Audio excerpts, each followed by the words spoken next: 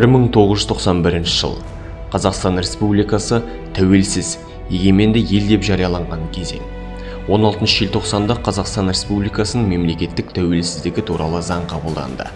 Сол сәттен бастап Түркия Республикасы бірінші болып Қазақстан Республикасының тәуелсіздігін таныды. Осылайша әлем картасында тәуелсіз Қазақстан атты жаңа мемлекет пайда болды. Алғаш тәуелсіздікке қол жеткізген тұста елімізде діни сенім бостандығына құқық берілді. Бұл демократияшыл қоғамның іс-әрекет етуінің қажетті өмірлік шарты, адам құқықтары мен бостандықтар жүйесінің негізгі элементтерінің бірі болып табылады.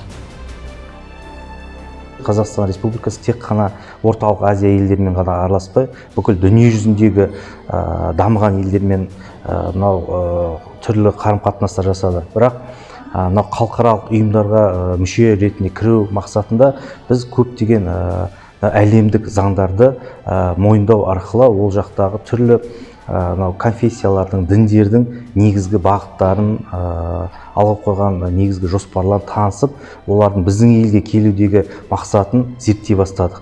Оған дәлел Еуропа қауіпсіздік ынтымақтастық ұйымы құрылғаннан кейін көптеген саммиттер болып бізде жиындар өтілді. Сол жылдары елімізде діни сенім бостандығына құқық беру көп конфессиялық мемлекет саналатын Қазақстан үшін алғашқы әрі маңызды қадамдардың бірі еді. Соның нәтижесінде 1992 жылы 15 қаңтарда діни қызмет және діни бірлестіктер туралы заң қабылданып, Қазақстанның конфессиялық саясатының жоғарыда көрсетілген басты қағидаттары белгіленді. Осылайша Қазақстан өзін әлемдік аренада ғаламдық біріктіруші, өңірлік, континентті және әлемдік деңгейдегі сұхбат алаңдарының бастамашысы ретінде танытып, бас қаламызда өтетін әлемдік және дәстүрлі діндер лидерлерінің съездерін өткізу дәстүрі Қазақстанның жаһандық брендіне айналды. Біз ұйысқан ел боламыз десек, алдымызға қойған үлкен мақсаттарға қол жеткіземіз десек, біз өзіміздегі мекендеп отырған ұлттар мен ұлыстарға да тең қарап, олардың құқықтарын қорғап, және де олардың дамуына жағдайлар жасаймыз, және жасап та келе жатырмыз. Мінекей соның нәтижесі қазіргі таңда мінекей көрініп отыр. Бізде көптеген ұлттар мен ұлыстардың өкілдері бір-бірімен мейірімді, бір-бірімен ықыласта, бір-біріне дегендегі құрметпен қарап, және де олар осы негізгі ұлтымыз қазақ ұлты негізінен осы ұлттардың барлығында ұйыстырушы ұлт болып есептеледі. Осы қазақ ұлтының маңайына жиналып, біздің мемлекетіміздің алдына қойған үлкен мақсаттарды, және сол мақсаттарға жету жолындағы кездесетін қиындықтарды жеңу жолында бірге жұмыс жасап келе жатыр.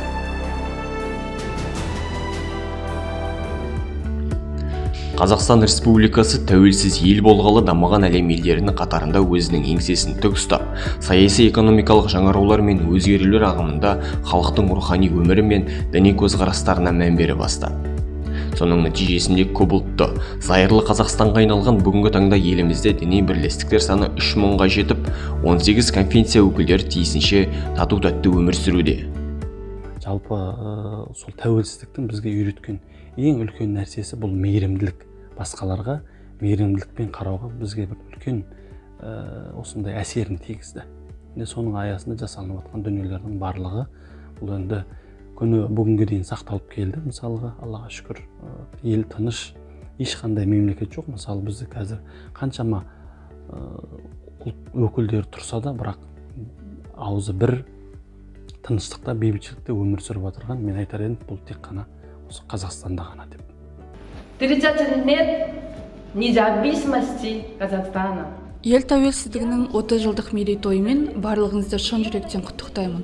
Қызылорда қаласында тұрып, тұрақты жұмыс жасап жатқаныма биыл 22 жыл толды.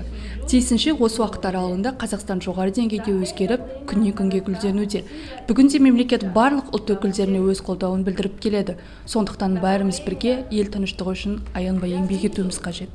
В преддверии праздника независимости хочу вспомнить тех людей, которые... Мереке қарсаңында тәуелсіздікті аңсап, сол үшін күрескен жандарды еске алып, және соның арқасында бүгінгі таңда үлкен жетістікке жетіп, жоғарғы нәтижеге қол жеткізгенімізге қуанамын. Барлық отандастарды, достарымды бірлікке, татулыққа шақыра отырып, аталмыш мерекемен шын жүректен құттықтаймын.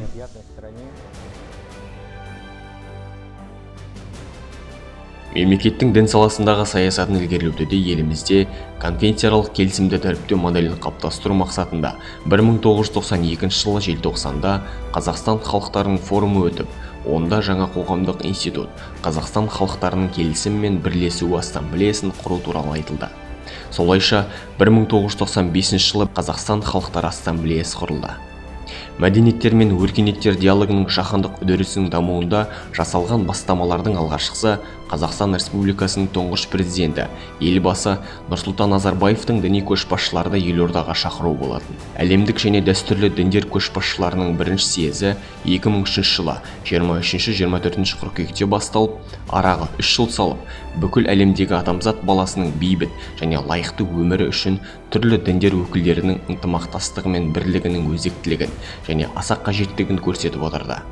Осылайша Қазақстан әрбір адамның діни сенім бостандығы құқығын құрметтейтін демократиялық, зайырлы және халықтың рухани мұрасымен үйлесетін діндердің мәдени, тарихи құндылығын, конфессияаралық келісімнің маңыздылығын, діни төзімділікті және азаматтардың діни нанымдарын құрметтейтін тәуелсіз елге айналды.